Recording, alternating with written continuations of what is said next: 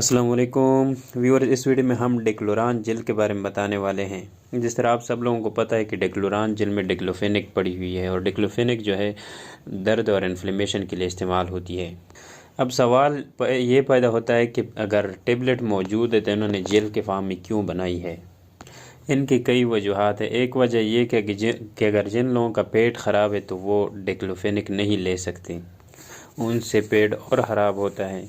दूसरी बड़ी वजह यह है कि एज़ कम्पेयर टू ओरली ये जल्दी असर दिखाता है।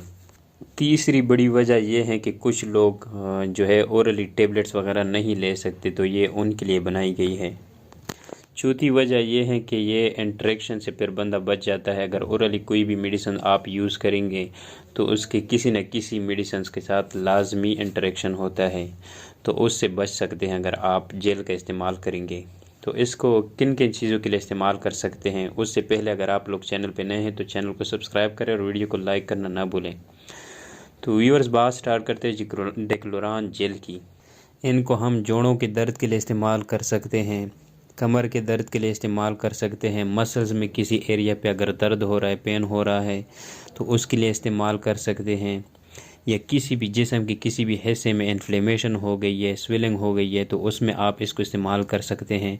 इसके अलावा अगर क्रिकेट वगैरह खेलते हैं उसमें बाल वगैरह लग जाए तो उसकी वजह से जो दर्द हो रहा हो तो उसके लिए आप इसको इस्तेमाल कर सकते हैं।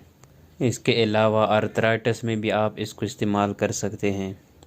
और इसके लिए जो सबसे ज़रूरी बात है वो ये है कि कट वाली जगह पे इसको इस्तेमाल नहीं कर सकते, यानी ओपन वाउंड हो, ओपन ज़ख्म हो तो उसमें इसको इस्तेमाल नहीं किया जा सकता।